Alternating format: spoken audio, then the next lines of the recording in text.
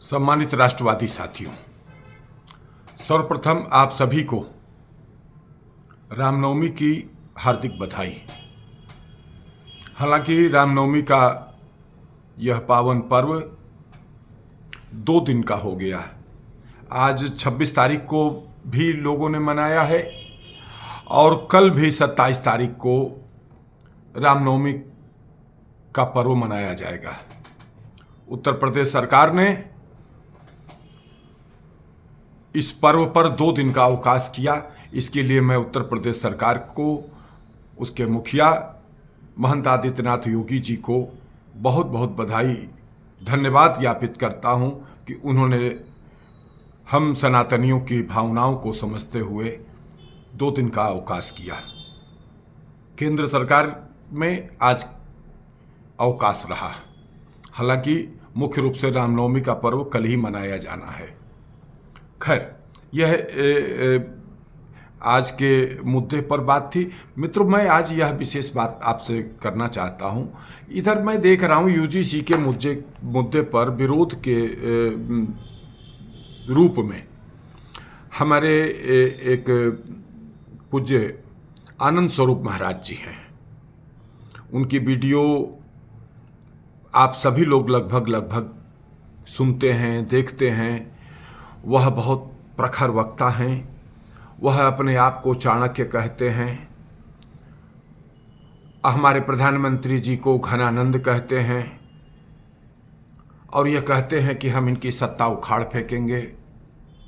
हम सब बातों से उनसे सहमत हैं और यूजीसी के मुद्दे पर मैं स्वयं सरकार के नीति का, सरकार ने जो यूजीसी का बिल पेश किया या जो विश्वविद्यालयों में विश्वविद्यालय अनुदान आयोग की तरफ से जो है विश्वविद्यालयों पे थोपा गया, जिस पे सुप्रीम कोर्ट ने रोक लगा दी। लेकिन केंद्र सरकार ने जो यूजीसी का बिल, जिस पे सहमति दर्ज करके विश्वविद्यालय अनुदान आयोग के माध्यम से विश्वविद्यालयों में, शिक्षण संस्थानों में भेजा, मैं उसका कटु विरोधी हूं। मैं सरकार के उस निर्णय की निंदा करता हूं, कटु निंदा करता हूं, जिस सनातन हिंदू समाज की एकता और बंधुत्व के भाव को आगे बढ़ाने के लिए हम तेजी से आगे बढ़ रहे थे। हिंदू सम्मेलनों के माध्यम से समस्त सनातनियों को एक करने का प्रयास किया जा रहा, उसी में इस प्रकार का बिल आया। वह बिल्कुल एक तमाचा था, सनातनियों की एकता को खंडित करने वाला कार्य था, जिसकी मैं कटु निंदा करता हूं। सरकार की निंदा करता हूं, प्रधानमंत्री जी की भी जो है सोच की निंदा करता हूं। क्योंकि देखिए, मुखिया आप हो, सबसे ज़्यादा अगर प्रशंसा आपकी होगी तो गलत होने पर विरोध भी आप ही का होगा, और उस नीति के तहत मैं आपका विरोध करता हूं। लेकिन आनंद स्वरूप महाराज जी के वक्तव्यों पे यह बात कहना चाहता हूं कि महाराज जी, आपने मोदी जी को गद्दार शब्द से अलंकृत किया है। मैं आपके इस शब्द से सहमत नहीं हूं। आपने गलत भाषा का इस्तेमाल किया है।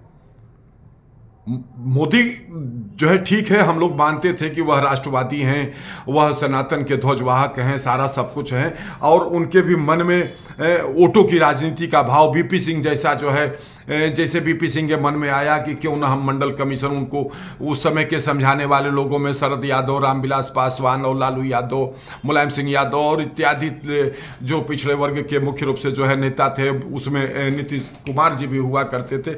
उन लोगों ने समझाया कि अगर आप मंडल कमीशन की रिपोर्ट लागू कर देंगे तो सदा सदा के लिए अमर हो जाएंगे और आपकी सरकार जो है सदा के लिए बनी रहेगी। संभवतः मोदी जी को भी इसी तरीके से किसी ने समझाया कि ये मूर्खानंद सवर्ण समाज के लोग जो है, इनको 100 जूता मारो फिर भी तुमको वोट देंगे, तुम्हारे पीछे पीछे चलेंगे, क्योंकि सारे हिंदुत्व का, सनातन का, राष्ट्र का ठेका इन्हीं सबों के पास है।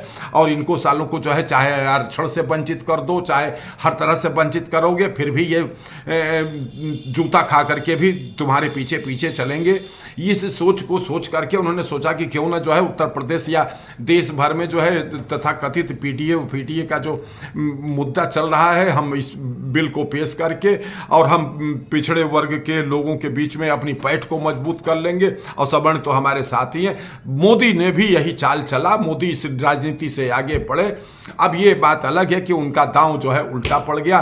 वो जो है वो कैसे कहा गया कि गए थे हरभजन को वोटन लगे कपास वाली नीति हो गई जो है। तो इस दृष्टि से मोदी ने चाल चली थी, लेकिन हम यहां पर इस कारण मैं मोदी को गद्दार नहीं कह सकता हूं।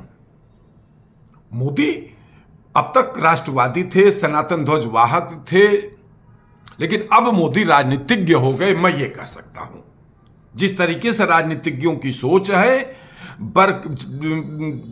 सोच है कि हमको किसी भी रूप में किसी भी तरीके से लड़ा भिड़ा करके, जाति से जाति को लड़ा करके और संप्रदाय को संप्रदाय से लड़ा करके, गांव को गांव से लड़ा करके, फलाने को फलाने से लड़ा करके वोटों की राजनीति करो, किसी तरीके से सत्ता ही सत्य है का सिद्धांत जो है अपनाओ, इस पे जो है मोदी चाल चले। ये राजनीतिज्ञों की चालें होती हैं। पॉलिटिकल आदमी इस प्रकार के खेल खेलता है। मोदी और भाजपा ने इस प्रकार का खेल खेला, लेकिन इस खेल को मैं गद्दार नहीं कह सकता। मोदी गद्दार नहीं हो सकते हैं जो है।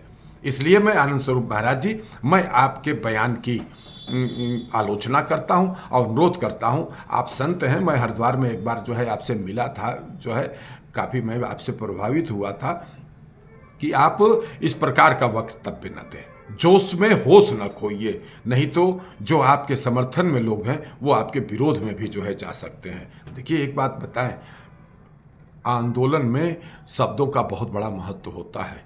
जरा सी कोई ऐसी बात जो है निकल जाती है जो लोगों को अप्रिय लग जाती है, तो अपने व्यक्तिगत व्यवहार में आप देख लीजिए, घर परिवार में आप देख लीजिए, गांव मोहल्ला पास पड़ोस में देख लीजिए, सामान्य जीवन में आप देख लीजिए, बहुत से ऐसे लोग हैं जिनसे बहुत अच्छी मित्रता होती है, लेकिन जरा सी कोई बात ऐसी हो जाती है और ऐसी गांठ बन जाती है कि वो मित्रता बिल्कुल दुश्मनी में परिवर्तित हो जाती है। इसलिए महाराज जी शब्दों का ध्यान रखें।